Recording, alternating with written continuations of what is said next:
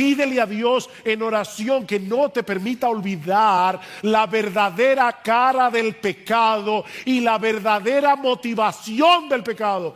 Pídeselo a Dios, porque el pecado no está tratando de que tú tengas una vida muy alegre, muy gozosa. El pecado te quiere arruinar. La voluntad de Dios es buena, es agradable, es perfecta. Es bueno, agradable y perfecto no tener otro Dios que nuestro Dios. Es bueno, agradable y perfecto no adorar una imagen mental de Dios, sino al Dios de las Escrituras, que no se ve porque es espíritu. Es bueno, agradable y perfecto no tomar el nombre de Dios en vano. Es bueno, es agradable y es perfecto apartar un día de cada 7, el día del Señor, para adorarle y tener comunión con Él y con su pueblo en una forma especial, como no podemos hacerlo en el resto de la semana. Eso es bueno. Es bueno honrar padre y madre, niños. Es bueno honrar padre y madre. Es bueno respetar las autoridades superiores. Es bueno no robar, es bueno no matar, es bueno contentarse con la esposa que tienes. Es bueno no mentir. Es bueno no codiciar y no envidiar lo que tiene el otro y que tú no tienes.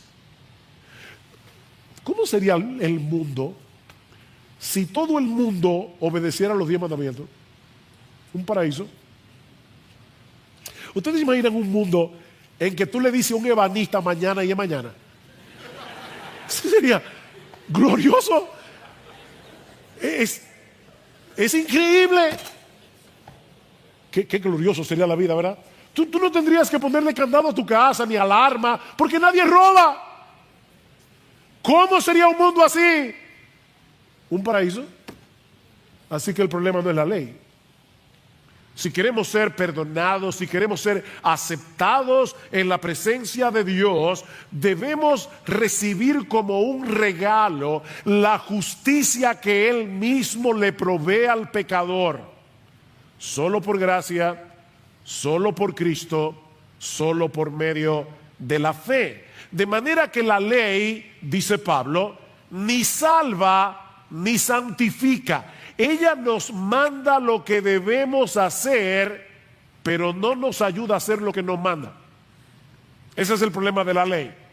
La ley nos manda lo que debemos hacer, pero no nos ayuda a hacer lo que nos manda. Vean una vez más los versículos 4 al 6 que estudiamos la vez anterior. Dice: por tanto, hermanos míos, también a vosotros se os hizo morir a la ley por medio del cuerpo de Cristo, para que seáis unidos a otro, a aquel que resucitó de entre los muertos, a fin de que llevemos frutos para Dios. Y usamos la analogía del matrimonio. Una mujer casada con un hombre no se puede casar con otro, no se puede unir a otro mientras viva ese hombre. Pero si ese hombre muere, ella queda libre de la ley del marido. Bueno, ¿qué hizo Dios? Dios nos mató. ¿Para qué? Para resucitarnos juntamente con Cristo y casarnos con Él. Eso es lo que Pablo está diciendo. Versículo 5. Porque mientras estábamos en la carne, es decir, en nuestra naturaleza pecaminosa, las pasiones pecaminosas despertadas por la ley actuaban en los miembros de nuestro cuerpo a fin de llevar fruto para muerte. Pero ahora, dice Pablo, hemos quedado libres de la ley, habiendo muerto a lo que nos ataba, de modo que sirvamos en la novedad del Espíritu y no en el arcaísmo de la letra. Pablo dice: Dios tuvo que dar por terminada nuestro matrimonio con la ley. ¿Para qué? Para casarnos con Cristo, que sí tiene poder de salvar y de santificar. El problema es que hasta este punto, cuando uno escucha todo lo que Pablo dice acerca de la ley, cualquiera pudiera llegar a pensar que Pablo está menospreciando la ley, o que Pablo está desechando la ley como algo completamente inútil. De hecho, muy probablemente durante el ministerio de Pablo, y sobre todo predicando en un contexto de mayoría judía, Pablo tuvo que enfrentarse con ese argumento una y otra vez. Pablo, tú estás despreciando la ley de Dios. La ley fue dada por Dios mismo en el Sinaí y tú estás diciendo que la ley es inútil. De ahí la pregunta del versículo 7. Entonces, ¿es pecado la ley? Y de paso, mucha gente piensa que la ley es pecado, aún dentro de las iglesias. Cada vez que tú le dices, violaste la ley, eres un legalista. O sea que guardar la ley, obedecer la ley, es ser legalista. Y ser legalista es pecado. Así que la ley es pecado. ¿Es pecado la ley? A lo que Pablo responde una vez más, de ningún modo. La misma respuesta que dio en el 6.1, la misma respuesta que dio en 6.15. ¿Debemos pecar para que la gracia abunde? De ninguna manera. ¿Debemos pecar ahora que no estamos bajo la ley, sino bajo la gracia? De ninguna manera. ¿Es pecado la ley? De ninguna manera. El hecho de que la ley en sí misma no puede salvar ni santificar no quiere decir que sea algo inútil o que deba ser desechada como algo malo. Mis hermanos, el creyente debe amar la ley. Tú eres cristiano, tú debes amar la ley. Tú debes deleitarte en la ley. Salmo 1, bienaventurado el varón que no anduvo en consejo de malos, ni estuvo en camino de pecadores, ni en silla de escarnecedores se ha sentado, sino que en la ley de Jehová está su delicia. ¿Ya se acabó esa bienaventuranza porque estamos en el nuevo pacto? Voy a decir como Pablo, de ningún modo. De ningún modo, bienaventurado el varón que se deleita y medita en la ley de Dios. Pero debemos entender, mis amados hermanos, cuál es el propósito por el cual Dios nos dio la ley. Y eso es precisamente lo que Pablo va a explicarnos ahora en los versículos 7 al 13. Y hay al menos 4 enseñanzas en este pasaje acerca del propósito de la ley, pero al mismo tiempo de la ley en relación con el pecado y la muerte. De manera que Pablo no solamente nos va a explicar para qué sirve la ley, sino que al mismo tiempo nos va a ayudar a entender cómo funciona el pecado que todavía mora en nosotros. ¿Para qué sirve la ley? Bueno, en primer lugar, dice Pablo, para revelar nuestro pecado. ¿Para qué sirve la ley? Para revelar nuestro pecado, versículo 8. Pero el pecado, versículo 7, perdón. ¿Qué diremos entonces? ¿Es pecado la ley? De ningún modo. Al contrario, yo no hubiera llegado a conocer el pecado si no hubiera sido por medio de la ley. Porque yo no hubiera sabido lo que es la codicia si la ley no hubiera dicho, no codiciarás. Como todo buen fariseo, Pablo creía que él estaba bien con Dios por el esfuerzo que él hacía en conformarse externamente a la letra de la ley. Pablo conocía los 10 mandamientos. Pablo pensaba que los tenía en alta estima. Pero ahora vamos a entender que Pablo no estaba entendiendo el verdadero alcance de los mandamientos. Hasta que un día sus ojos fueron abiertos para entender experimentalmente, no racionalmente, sino experimentalmente las implicaciones del 10º mandamiento, no codiciarás. Y fue entonces cuando Pablo se dio cuenta que los 10 mandamientos no se limitan a nuestras acciones externas, sino que tienen que ver con todo lo que sucede en nuestro interior. Mira, mi amigo, tú puedes pecar no haciendo nada, solamente con el pensamiento. La ley no solo tiene que ver con lo que yo hago con las manos, tiene que ver con lo que yo pienso, tiene que ver con lo que yo razono, tiene que ver con mis motivaciones. En ese sentido, Pablo era como el joven rico, ¿se acuerdan? Cuando llega delante del Señor y le dice, maestro, ¿qué debo hacer? ¿Qué debo hacer para heredar la vida eterna? ¿Tú quieres hacer algo para heredar la vida eterna? Bueno, déjame decirte cómo hacerlo. Noten que Cristo no le dijo, oh, confía en mí. Eso es lo que hubiera dicho un evangelista en el día de hoy. Recíbeme en tu corazón. No. Cristo le dijo, tú tienes los mandamientos.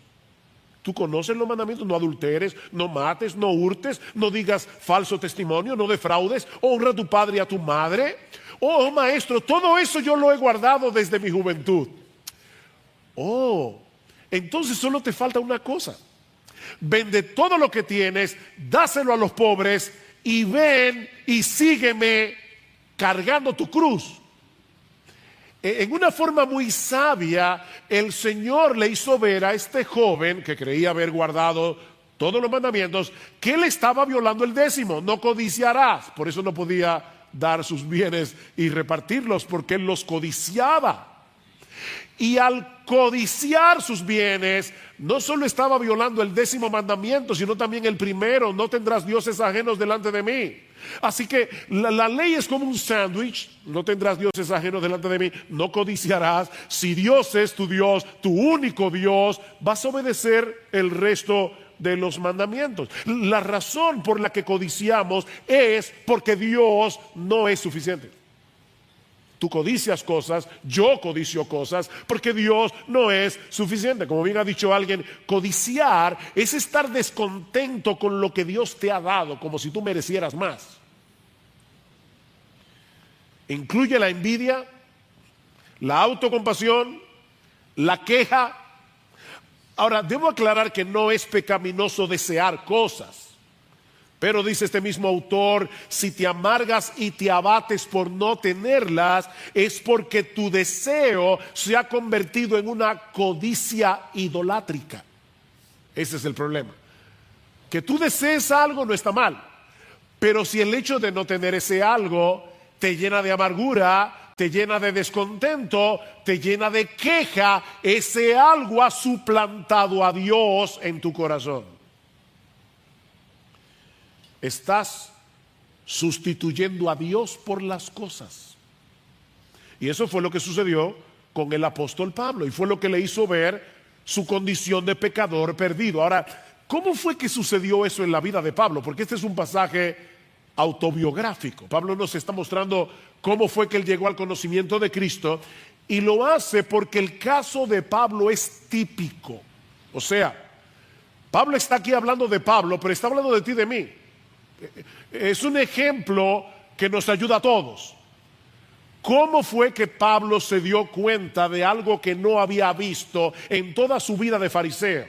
Bueno, Sinclair Ferguson, un teólogo y pastor escocés, nos da una suposición de lo que pudo haber pasado en la vida de Pablo. O sea, que no estoy siendo dogmático, pero creo que Sinclair Ferguson probablemente se está acercando a lo que sucedió en el corazón de Pablo, tomando algunas pistas del Nuevo Testamento. Mis hermanos, ¿de dónde era Pablo? ¿Saulo de qué? De Tarso. ¿Y dónde quedaba Tarso? En la región de Cilicia. ¿Y a qué facción religiosa pertenecía Pablo? A los fariseos. Así que Pablo era de Tarso, de la región de Cilicia, y era fariseo, que era la religión más estricta de Israel. Ahora, Pablo no era cualquier fariseo. Dice en Gálatas capítulo 1, versículo 14, que Pablo se había propuesto llegar a ser el israelita más celoso y más aventajado en la ley. Pablo se había propuesto eso. Y por su propio testimonio en Filipenses capítulo 3, parece que casi lo logra. Dice, mira, ¿saben qué? En cuanto a la ley, yo era irreprensible externamente. Yo era irreprensible. Pablo se había propuesto, Pablo codiciaba ser el mejor. Hermanos, escuchen esto. Tú puedes codiciar ser el mejor en algo bueno y estás pecando. Tú puedes codiciar ser la mejor madre, ser el mejor esposo, ser la mujer más modesta de la iglesia, ser el que más sabe de Biblia. Si tú quieres lograr esa meta para tu gloria, eso es una codicia idolátrica. Porque fue lo que pasó con Pablo. Yo quiero ser el más piadoso. Pablo codiciaba eso en su corazón. Pero entonces sucedió el incidente de Hechos 6.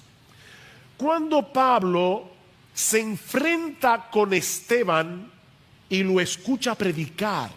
Oigan lo que dice Pablo, Lucas, en Hechos capítulo 6, versículo 8. Dice que Esteban era lleno de gracia y de poder y hacía grandes prodigios y señales entre el pueblo. Entonces se levantaron unos de la sinagoga llamado de los libertos y de los de Cirene y de los de Alejandría y de Cilicia y de Asia, disputando con Esteban. ¿De dónde era Pablo? De Tarso, de la región de Cilicia. De manera que Pablo estaba en ese grupo, y de hecho Lucas después lo confirma explícitamente en Hechos capítulo 7, versículo 58. Ahora, mientras ellos más argumentaban con Esteban, Lucas nos dice que no podían resistir a la sabiduría y al espíritu con el que hablaba. Por decirlo de alguna manera, Pablo se había topado con la horma de su zapato. ¿Y qué pasó? Que la reputación que tanto había codiciado y que se había esforzado tanto por alcanzar, ahora parecía derrumbarse delante de sus ojos. Y 2 capítulos más tarde Pablo se convierte. Dios estaba preparando a Pablo para su encuentro con Jesús en su camino a Damasco, apenas unos días después. Pero primero tenía que hacerle ver la profundidad de su pecado. Pablo tenía que entender lo codicioso que él era, lo que él codiciaba, ser un hombre admirado por su piedad. El 10º mandamiento le hizo ver a Pablo la maldad de su corazón. De manera que la ley es como uno de esos espejos. ¿Han visto esos espejos que agrandan la cara? Yo no sé para qué. Y no solamente agrandan la cara, tiene luz a todo alrededor, para que tú veas todas tus manchas, todos tus hoyos, todos tus cabellos mal puestos. Eso es la ley. Eso es lo que hace la ley. Por eso es que Pablo dice en Romanos capítulo 3, versículo 20, que por medio de la ley es el conocimiento del pecado. ¿Recuerdan? Romanos 3:20, lo estudiamos hace ya meses atrás. Por medio de la ley es el conocimiento del pecado. Mis hermanos, es por eso que nosotros nunca debemos predicar el evangelio de Jesucristo divorciado por la ley. Hablaba con un hermano esta semana, que debe estar aquí, así que perdóname que no te pedí permiso. Pero hablaba con este hermano y le decía, mira, nunca le digas a un pecador simplemente y meramente que reciba a Cristo. Si tú le preguntas a un pecador, ¿tú quieres recibir a Cristo hoy? ¿Por qué no? ¿Quién no quiere recibir a Cristo? ¿Quién no quiere ir al cielo? Ahora, si tú le dices a un pecador, mírate en el espejo de la ley para que te des cuenta que tú eres peor de lo que tú crees que tú eres, entonces hay una reacción. No, nadie puede venir a Cristo a menos que no entienda que está condenado y que va camino al infierno. Los sanos no tienen necesidad de médico. Mis hermanos, nunca prediquen el evangelio sin exponer primero las demandas de la ley. Muéstrale al pecador el espejo de la ley. ¿Para qué? Para que vea su necesidad de un salvador.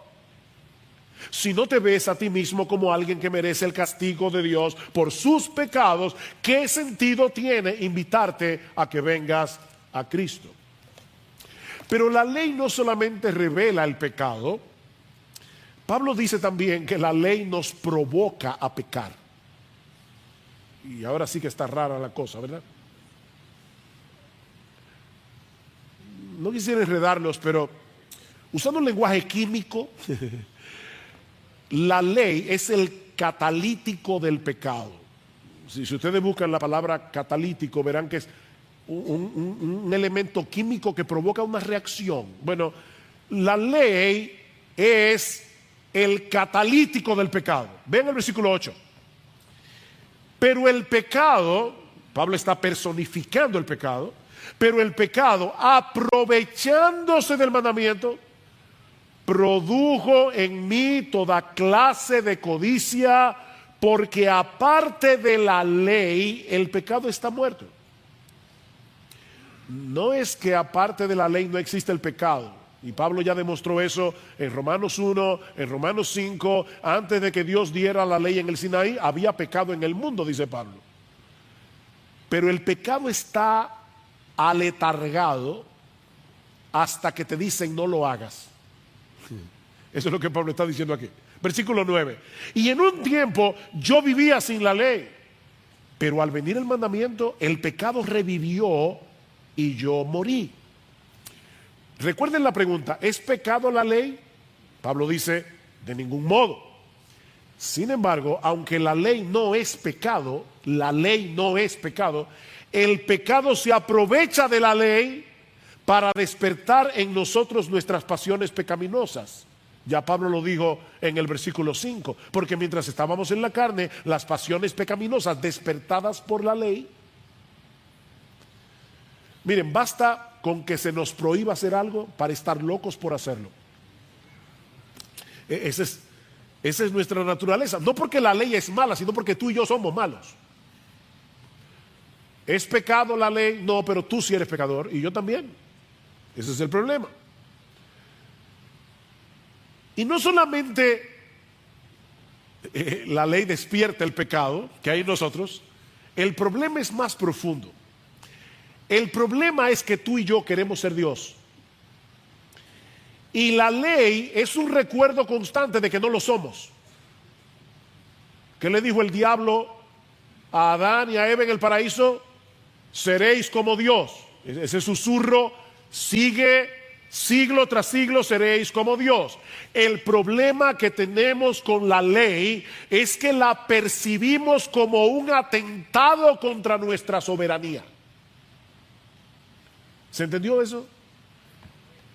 La ley es un atentado contra nuestra soberanía. Queremos hacer lo que nos venga en ganas, de manera que al toparnos con la prohibición sentimos el impulso de querer reafirmar nuestro derecho de autodeterminación haciendo exactamente lo que la ley prohíbe. Padres, ¿ustedes no han visto eso miles de veces en sus hijos? Papi, yo quiero hacer esto. No, tú nunca me dejas hacer nada. Óyeme, de verdad, tu papá, niños que están aquí, tu papá nunca te deja hacer nada. Pero es la rebelión del corazón que está desde que nacemos. Cuando estudiaba este pasaje durante la semana, recordé algo que había leído hace muchos años atrás, en las Confesiones de San Agustín. Y de paso, ese es uno de los libros que yo recomendaría que alguna vez en tu vida léelo. Léelo, te va a hacer mucho bien. Dice Agustín en el libro 2, capítulo 4 creo, que cuando él era adolescente, él y un grupo de amigos decidieron meterse en un patio ajeno para robar peras. Y él dice, nos llevamos una cantidad enorme de peras, no para comerlas, aunque algunas comimos, sino para echárselas a los puercos. Y ahora dice, realizamos esa acción por el mero hecho de que estaba prohibida. Eso era todo. No fue por necesidad, no es que ellos tenían hambre. De hecho, me encanta en cierto modo porque es triste, pero dice Agustín más adelante que en el patio de su casa él tenía peras en abundancia y mejores, pero las arranqué del árbol por el hecho de robar. Y si alguna de ellas entró en mi boca, solo el pecado la hizo sabrosa. Wow. Este hombre está analizándose delante de Dios, son sus confesiones. Pero ahora escuchen lo que dice un poquito más adelante. ¿Qué fue pues lo que amé yo en aquel hurto? Y él responde, poder hacer algo sin ser castigado, parodiando o imitando así la omnipotencia de Dios. Ahora sí se fue profundo este hombre.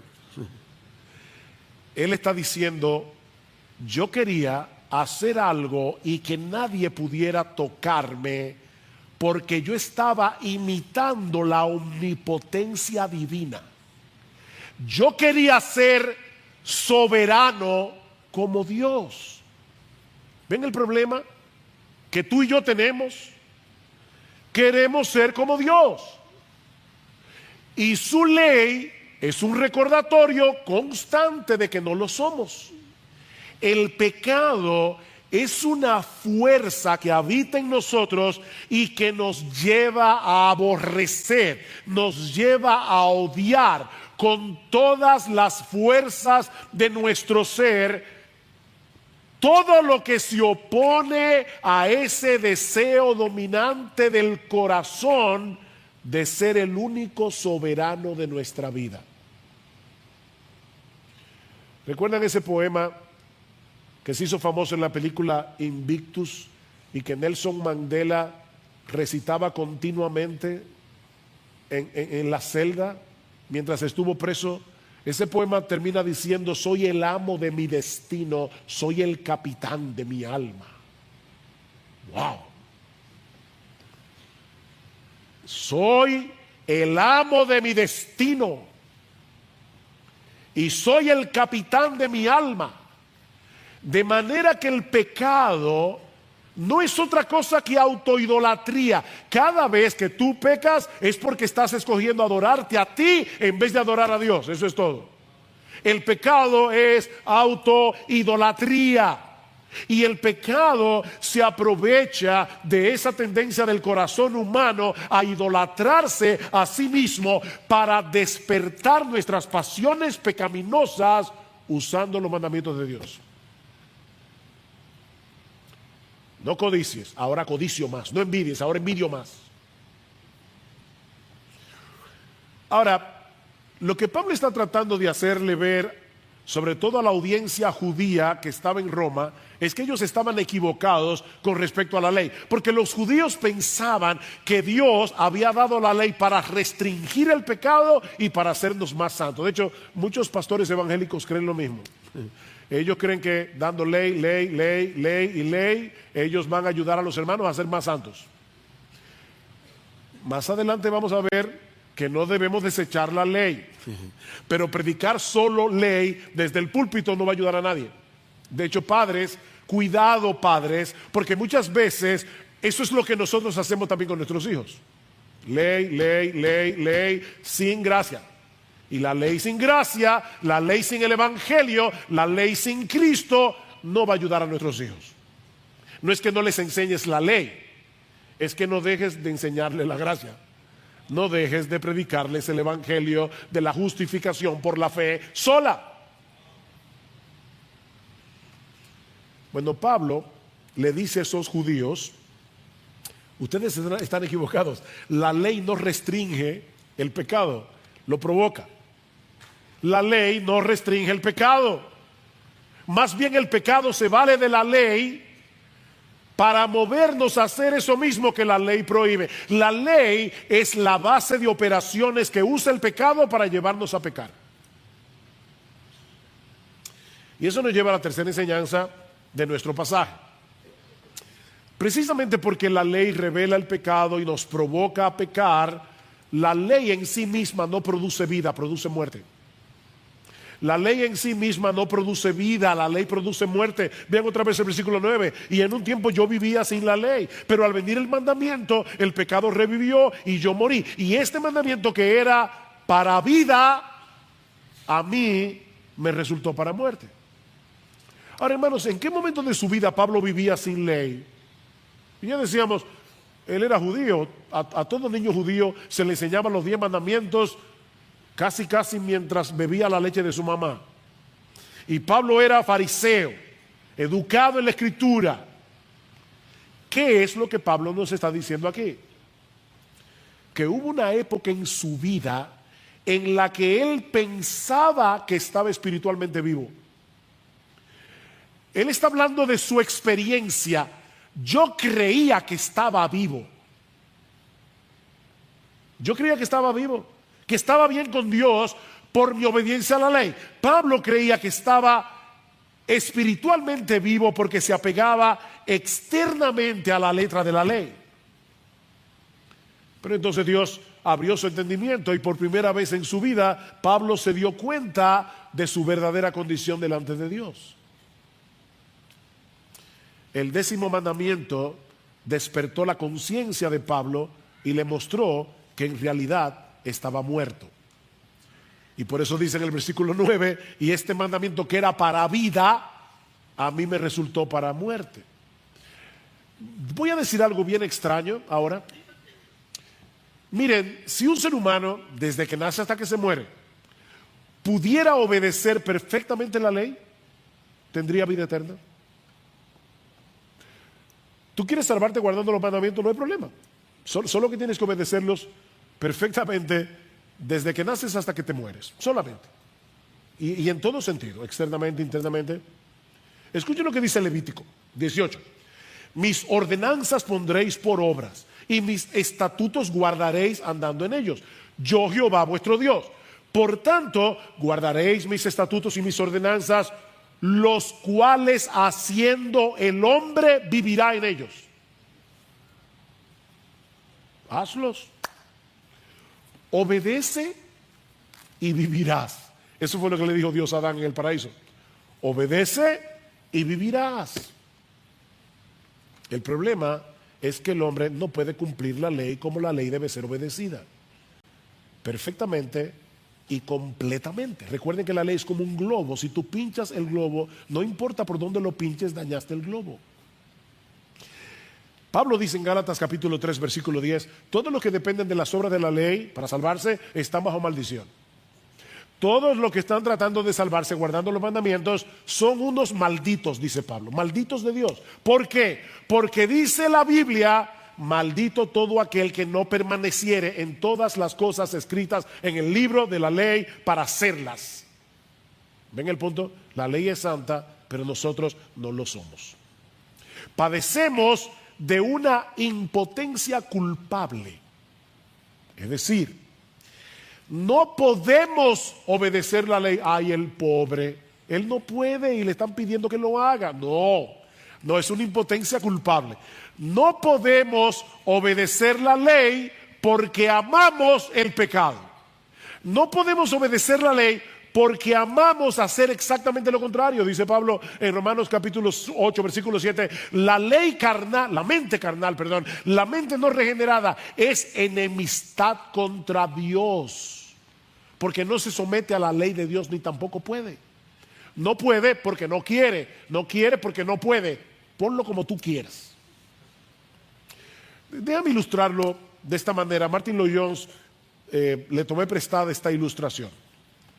Vamos a suponer por un momento que un individuo, amigo tuyo, te pidió una cantidad bastante considerable de dinero prestada. Tú le prestaste el dinero y cuando llegue el día de pago, el individuo va a tu casa y te dice, ay, mira, yo lo lamento mucho, pero no te puedo pagar, no puedo pagarte. Yo te ruego por favor que me extiendas el plazo, no te puedo pagar. Y se abre así, saca los bolsillos y dice, mira, no tengo nada, saca la cartera, estoy en ruinas. Tú te conmueves y cuando estás a punto de extenderle el plazo, el individuo sigue hablando y te dice, mira, la verdad es que yo había reunido el dinero para pagarte, pero ayer fui al casino y me puse a jugar a la ruleta. Y además de todo fui con unos amigos y le pagué todos los tragos, se los pagué y me arruiné. ¿Y ahora le vas a extender el plazo? Es verdad que el individuo no te puede pagar, pero su incapacidad de pagarte es una incapacidad culpable. Bueno, lo que estamos diciendo aquí, mis amados hermanos, es que nuestra incapacidad de cumplir la ley no nos exonera, sino que agrava nuestra culpabilidad. No podemos obedecer la ley de Dios, no por culpa de la ley, sino por culpa de nosotros mismos, que amamos el pecado. Noten el versículo 11. Porque el pecado, aprovechándose del mandamiento, me engañó, y por medio de él me mató. Oh, esa es la raíz del problema. No es la ley la que te mata, es el pecado usando la ley. El pecado es tan astuto que es capaz de usar la misma ley, la ley de Dios, para engañarnos y para llevarnos a la condenación. Y el pecado se vale de varias estrategias para llevar a cabo su maquiavélico plan. Depende del caso. Y si no le da un resultado con uno, se va con el otro. O sea, él tiene varias estrategias. El pecado es muy creativo para usar la ley en contra nuestra. ¿Y cómo lo hace el pecado? Bueno, en el caso de algunos, los lleva a esforzarse por guardar la ley para salvarse. Eso es una forma en que el pecado nos engaña. Guarda la ley para que te puedas salvar. Miren, mis hermanos, esa es una de las formas más eficaces para endurecer el corazón de un pecador y alejarlo de Jesús. No es por casualidad que las personas más duras en contra del evangelio son los religiosos. Son las personas más duras, porque ellos están tratando de salvarse cumpliendo la ley. El pecado te está engañando, haciéndote creer que puedes salvarte guardando la ley. Y es un engaño del pecado. Ahora, ese engaño está unido a otro engaño, y es que el pecado reduce el alcance de la ley a las acciones externas para hacernos creer que estamos cumpliendo la ley. Miren, yo no le voy a pedir que levanten la mano, pero yo estoy seguro que serían muchos los que la levantarían. ¿Quiénes aquí, predicando el evangelio a un perdido, te dice, pero yo nunca he matado, yo nunca he robado, yo nunca he adulterado? Lo que esa persona está diciendo en realidad es, yo nunca he cometido la acción externa de la ley. Es por eso que Jesús le dice a los fariseos, ¿de verdad tú nunca has matado? Mira, todo aquel que se enoja contra su hermano con un enojo pecaminoso, ¿ya lo mató? Perdón, ¿hay alguien aquí que no sea un homicida? Óyeme, todo aquel que se enoja contra su hermano y usa palabras hirientes para descargar su ira, para denigrar a la otra persona, estúpido, imbécil, cabeza hueca, bueno para nada. Ok, ¿hay alguien aquí que no sea un asesino?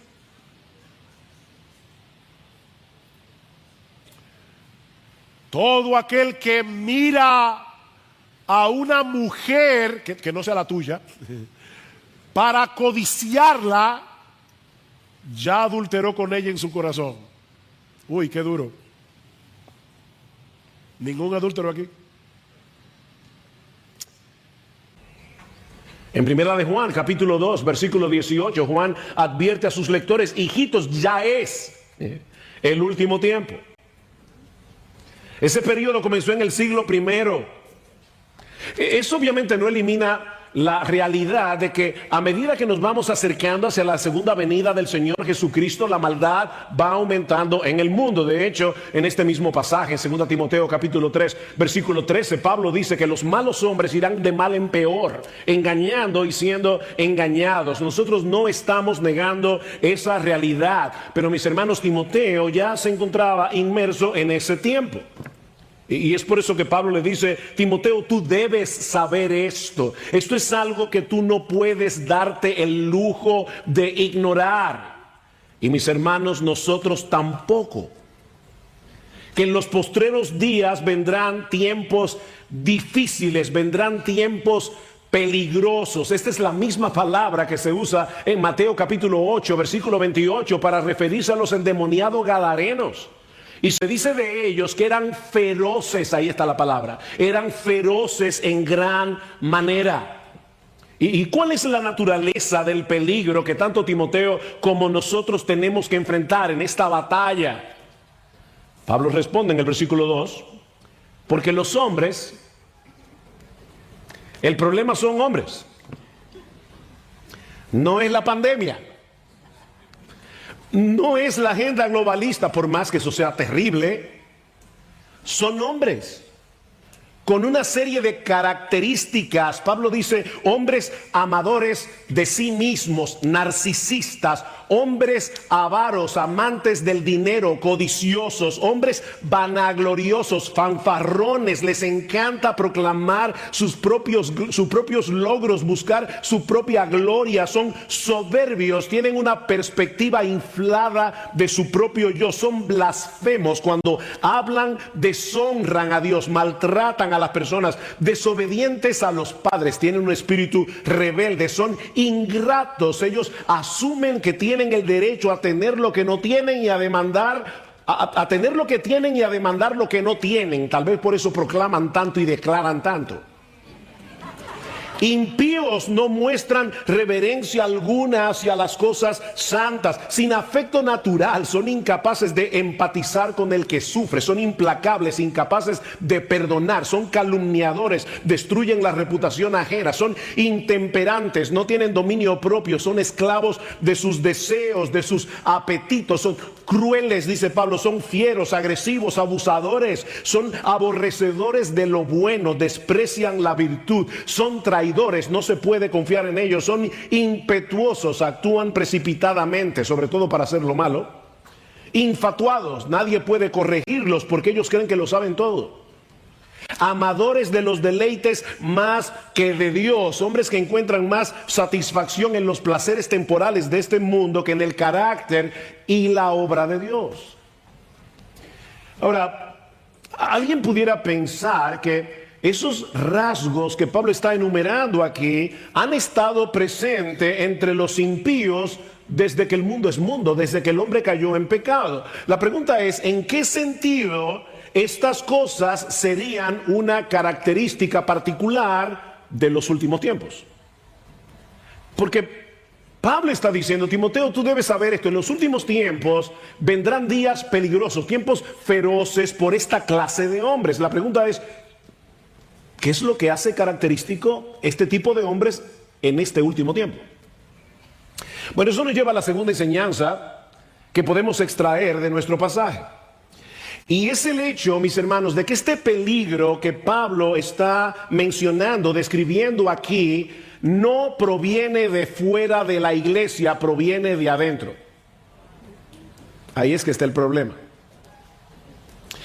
Pablo dice en el versículo 5 que estas personas tendrán apariencia de piedad, pero negarán su eficacia. En el versículo 8 dice que son reprobados en lo que respecta a la fe. Mis hermanos, estos individuos tratarán de infiltrarse en las iglesias disfrazados de ovejas, ocultando su impiedad bajo un manto religioso. ¿No es la misma advertencia que Pablo le había dado a Timoteo? En la primera carta, en el capítulo 4, le dice, pero el Espíritu dice claramente que en los últimos tiempos algunos apostatarán de la fe, prestando atención a espíritus engañadores y a doctrinas de demonios. Esos individuos, esos falsos maestros que enseñan doctrinas demoníacas, están dentro de la iglesia. Pablo no está hablando de lo que está sucediendo allá afuera y definitivamente, hermanos, allá afuera están sucediendo cosas terribles, pero Pablo está hablando del peligro que nosotros enfrentamos adentro. Esa es la buena batalla que nosotros debemos pelear y que no es una opción, como decía Miguel cuando abrió esta conferencia en el día de ayer. Pelea la buena batalla. 1 Timoteo capítulo 1 versículo 18. ¿Cómo? Guardando la fe y una buena conciencia que algunos han rechazado y naufragaron en lo que toca a la fe. Lo que Pablo está diciendo aquí, esta es una batalla por la pureza doctrinal y por la santidad. La palabra la fe no se refiere a nuestra confianza en Dios, se refiere al conjunto de doctrinas que conforman nuestra fe. Y Pablo está diciendo, para poder pelear esta buena batalla tenemos que guardar la fe y tenemos que tener una buena conciencia. Si no somos coherentes con la fe que profesamos creer, terminaremos torciendo la doctrina para que encaje con el estilo de vida que yo quiero vivir. Esa es la psicología de la apostasía, cuando la palabra de Dios te reprende y tú no quieres sujetar tu vida a la palabra de Dios, tú no quieres sujetar tu carácter a la palabra de Dios, vas a terminar torciendo la Biblia para que encaje contigo. Dice que naufragaron en cuanto a la fe. Mis hermanos, yo sé que esta advertencia puede sonar extraña y sobre todo en un púlpito como este, pero déjenme decirles algo, la buena doctrina no es suficiente.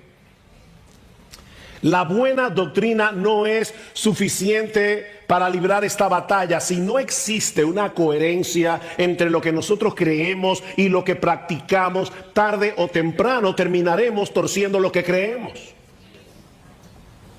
En Hechos 20:28, Pablo advierte a los pastores de Éfeso que debían tener cuidado de sí mismos y de todo el rebaño en que el Espíritu Santo os ha puesto por obispos para apacentar la iglesia del Señor, la cual Él ganó por su propia sangre. Sí, debemos pastorear las ovejas, pero mis hermanos, lo que Pablo dice aquí es que en primer lugar, antes que todo, nosotros los pastores debemos tener cuidado de nosotros mismos.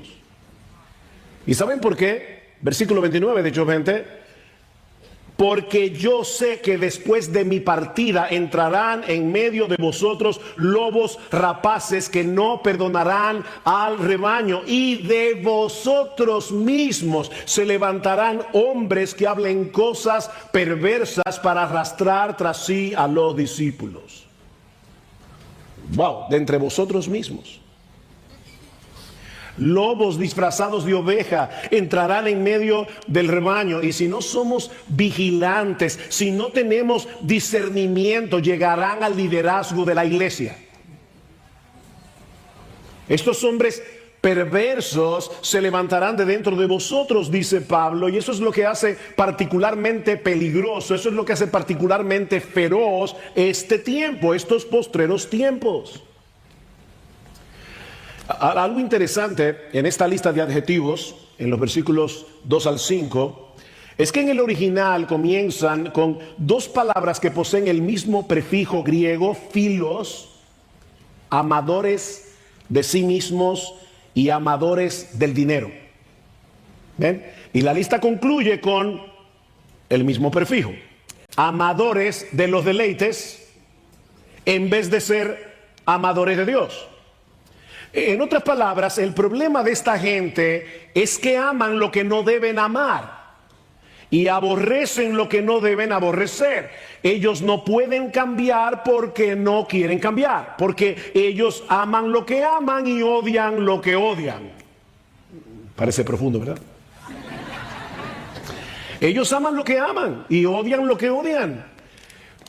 Ellos están dentro de las iglesias, pero sus afectos están extraviados, porque no han pasado por un proceso de regeneración. La pregunta es, ¿hay algo que nosotros como pastores podamos hacer para proteger a la iglesia de estos hombres? ¿O hay algún recurso con el que nosotros contamos que sea capaz de cambiar radicalmente el curso de los afectos de estos hombres para que ellos amen a Dios y aborrezcan al pecado? ¿Existe algún programa, alguna charla motivacional o terapéutica que sea capaz de cambiar el curso de la vida de estas personas? Por supuesto que no.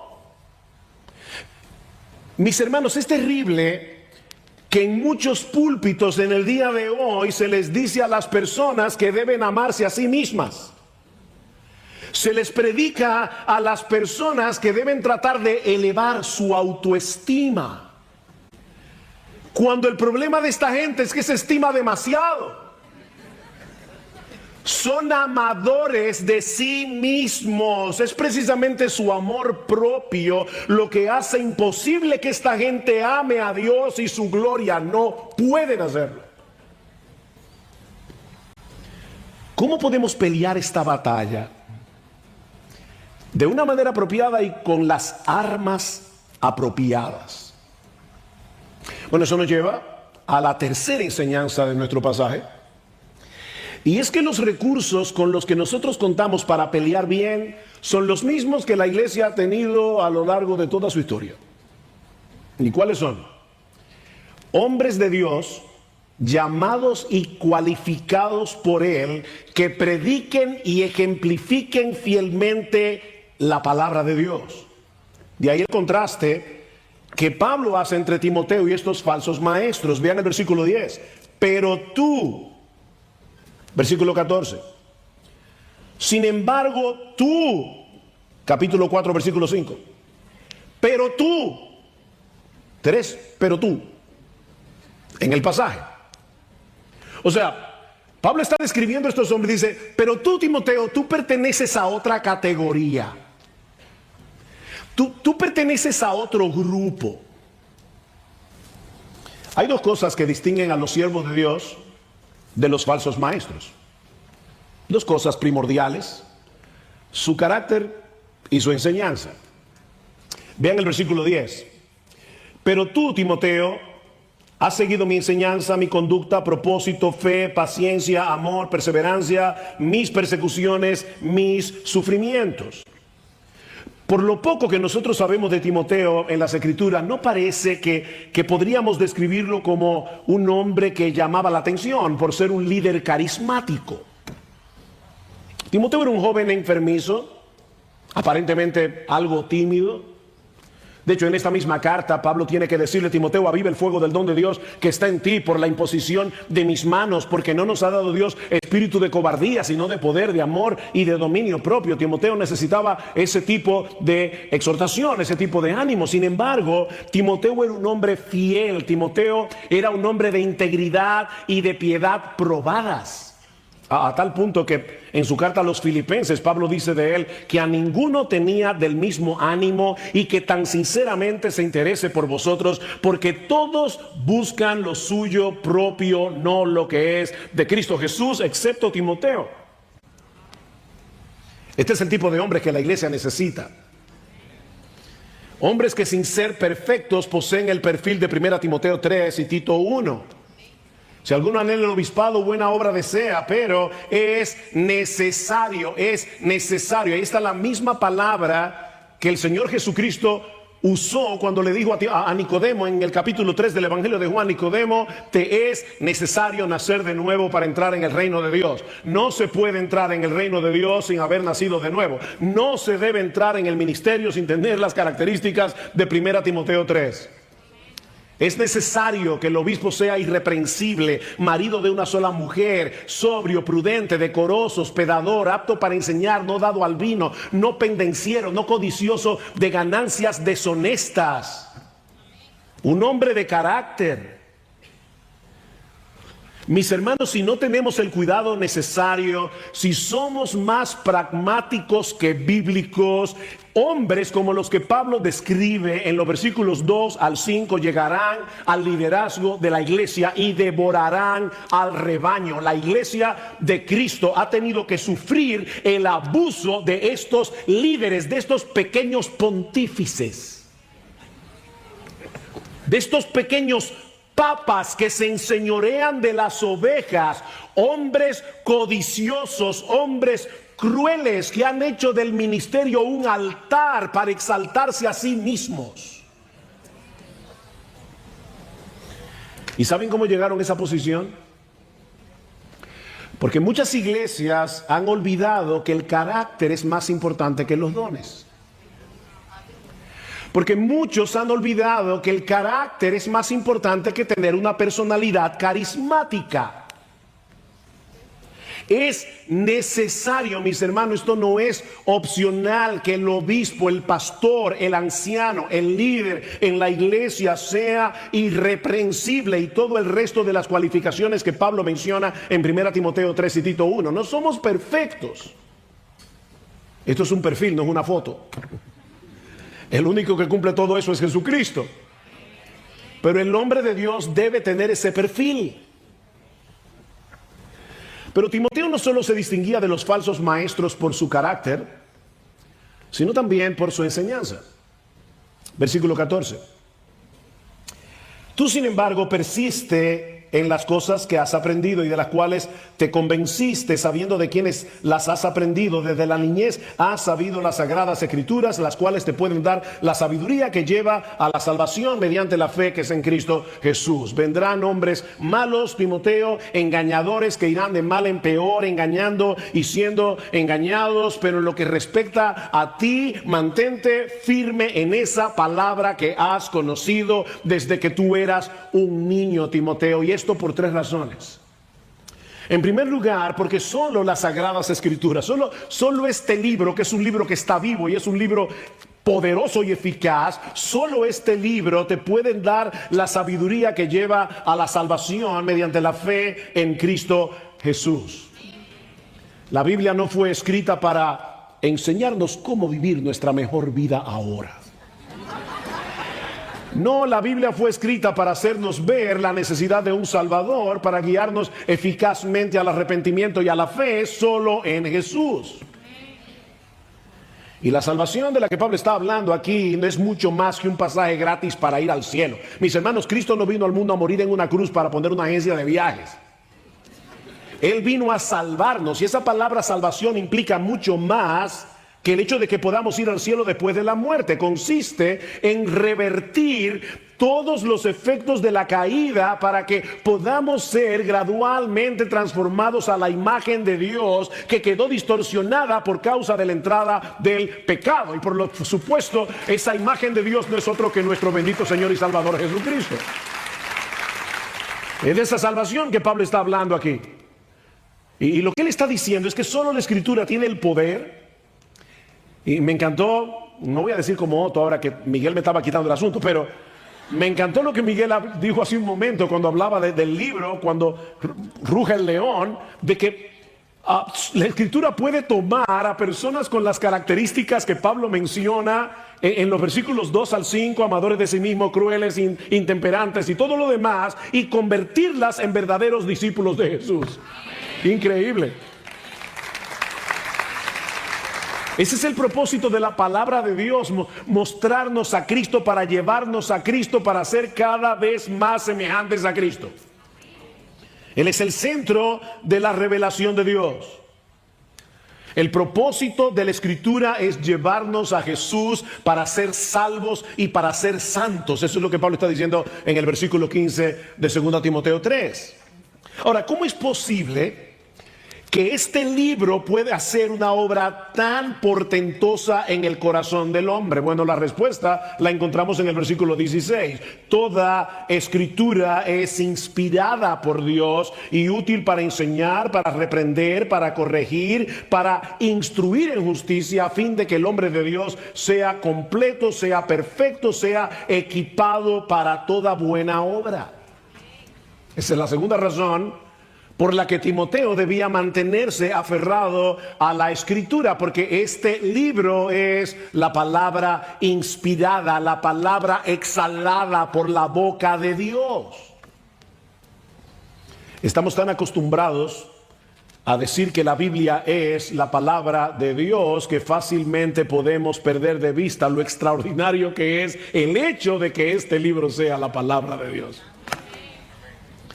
Este libro es la palabra de Dios, la palabra exhalada por Dios. Pero Timoteo era judío y él sabía que todo lo que Dios ha hecho desde el principio de la creación, lo ha hecho a través de ¿qué, mis hermanos? Lo ha hecho a través de su palabra. Dios se hace presente a través de su palabra, Dios actúa a través de su palabra. Él dijo en Génesis capítulo 1 versículo 3, sea la luz, y la luz fue hecha. Así de simple, nuestro Dios es capaz de traer a la existencia cosas que antes no existían únicamente por el poder de su palabra. Su palabra. Su palabra es viva, su palabra es eficaz. Mis amados hermanos, dejar de lado este libro para tratar de llevar a cabo el ministerio con técnicas humanas es como sustituir una bomba nuclear por un tirapiedras. Pero Pablo añade algo más. Él dice que toda la escritura es inspirada y útil a fin de que el hombre de Dios, el ministro del evangelio, sea perfecto, equipado para toda buena obra. Todo lo que Timoteo necesitaba para seguir avanzando en su propia madurez, todo lo que Timoteo necesitaba para hacer la obra del ministerio se encuentra en la palabra de Dios, infalible, inerrante y todo suficiente. A la luz de lo que la Biblia es, a la luz de lo que la Biblia produce, ¿qué debemos hacer nosotros de modo que podamos pastorear eficazmente en estos días oscuros? Capítulo 4. Y yo sé que hay una división de capítulos ahí, no se lleven de eso. Alguien decía que la división de capítulos la hizo un individuo que iba encima de un burro. Cada vez que el burro saltaba, dividía el capítulo ahí. Esas divisiones no son inspiradas. A veces el burro saltaba en el momento inadecuado. Porque Pablo no va a hablar de otra cosa. Él viene hablando de la escritura, del poder de la escritura. Y le está diciendo a Timoteo, aférrate a este libro, no te apartes de este libro. Y ahora le dice Timoteo, en la presencia de Dios y de Cristo Jesús, que ha de juzgar a los vivos y a los muertos por su manifestación y por su reino, yo te encargo solemnemente, predica la palabra, insiste a tiempo y fuera de tiempo, amonesta, reprende, exhorta con mucha paciencia e instrucción. Timoteo, predica la palabra. Y el verbo que Pablo está usando aquí, que se traduce como predicar, está en modo imperativo, lo que indica, pastores, hermanos, que esto no es una opción entre otras. Esto no es una sugerencia. Es que, bueno, Timoteo, mira, si a ti te gusta cantar, y de paso, déjame decirle, a mí me encanta cantar.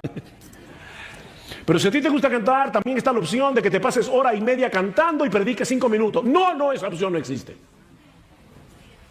No, esa opción no existe. Mis hermanos, en el culto público donde la iglesia se congrega para adorarles, 1000 veces más importante lo que Dios tiene que decirnos por medio de su palabra que lo que nosotros tenemos que decirle a Él. La predicación de la palabra debe ocupar el lugar central cuando el pueblo de Dios se congrega para adorarle. Dios nos manda a proclamar su palabra como un heraldo, que es el término que se usa aquí. En la antigüedad, cuando los emperadores querían dar a conocer algo, no hacían una rueda de prensa. Ellos contrataban a un heraldo, un individuo con buena voz, que iba anunciando por todos los pueblos, por todo el reino, iba anunciando ya sea la victoria de un rey, o las políticas de su gobierno, o la llegada del emperador. Eso era básicamente lo que hacía un heraldo. Bueno, mis hermanos, eso es precisamente lo que nosotros estamos llamados a hacer como ministros del evangelio. Nosotros debemos predicar fielmente la palabra para dar a conocer la victoria de nuestro Rey Jesús, para proclamar la política de su gobierno y para decir que Él vuelve pronto. Somos sus heraldos. Los tiempos son peligrosos.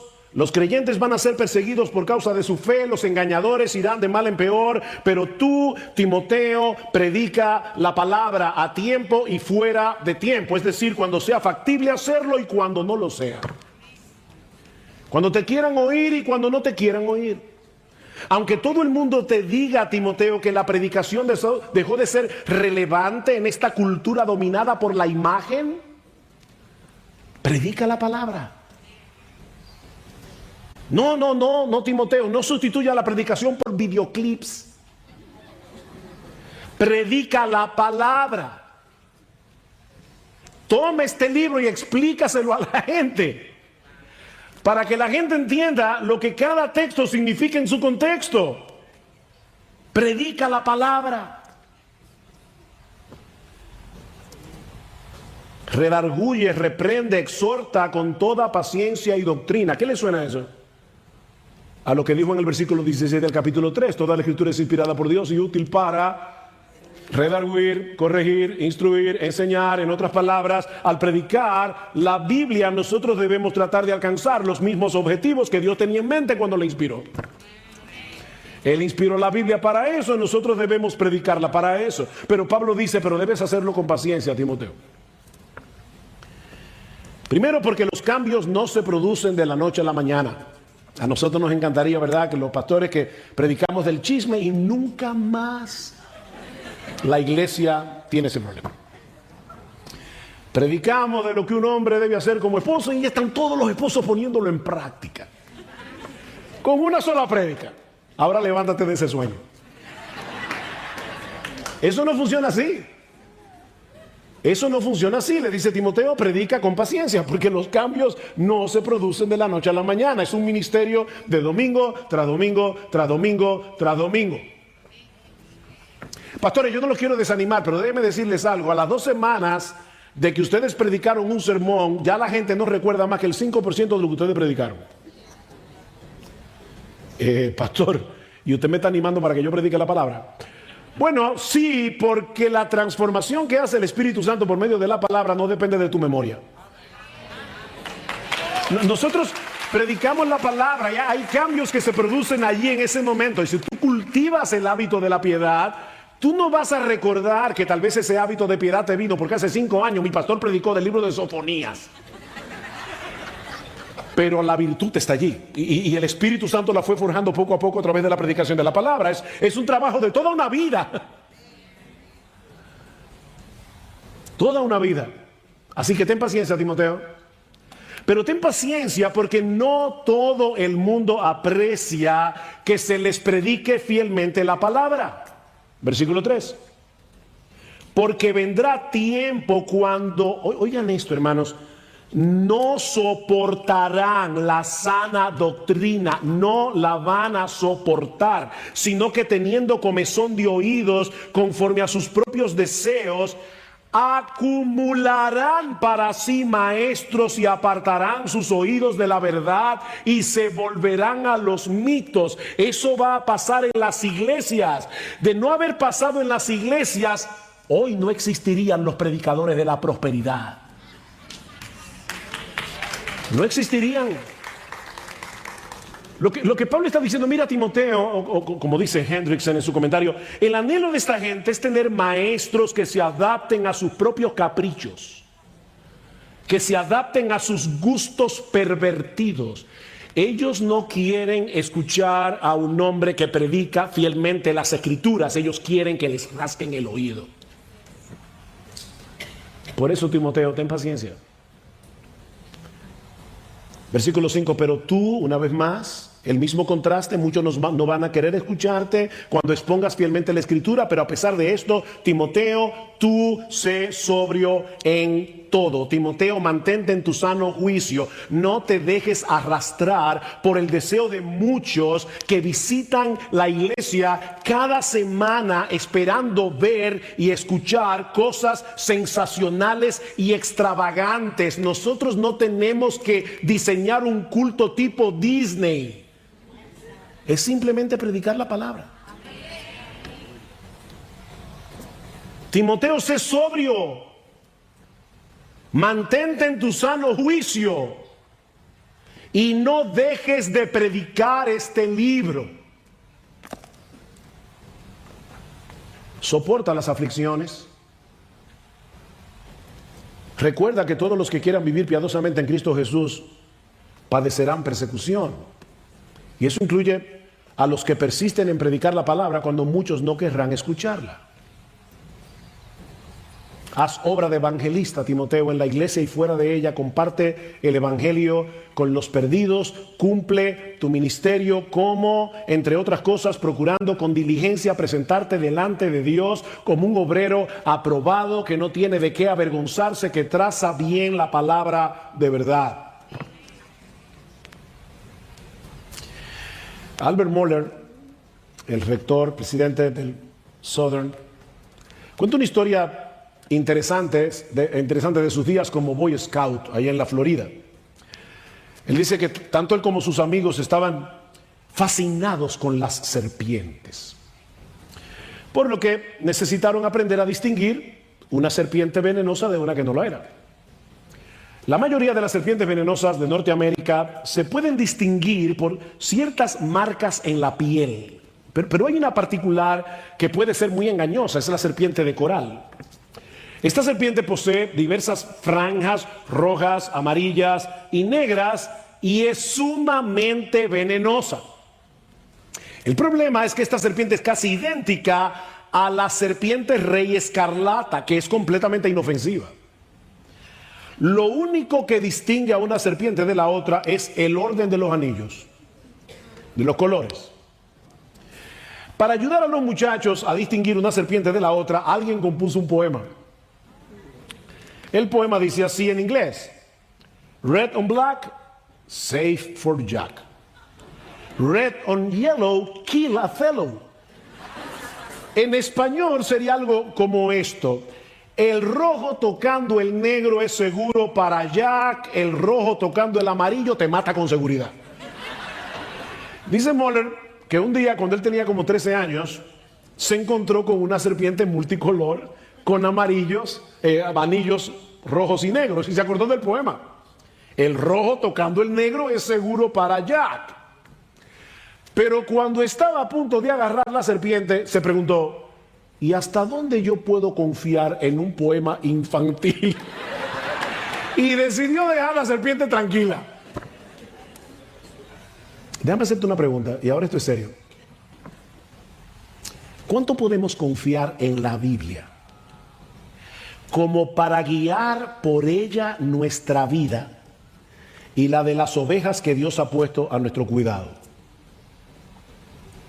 Si tú eres miembro de una iglesia, me imagino que habrá muchos pastores, pero hay muchos miembros, ¿cuánto confiamos en la Biblia como para querer estar bajo un ministerio donde un hombre de Dios que se parezca cada vez más a Jesús nos predique fielmente esta palabra?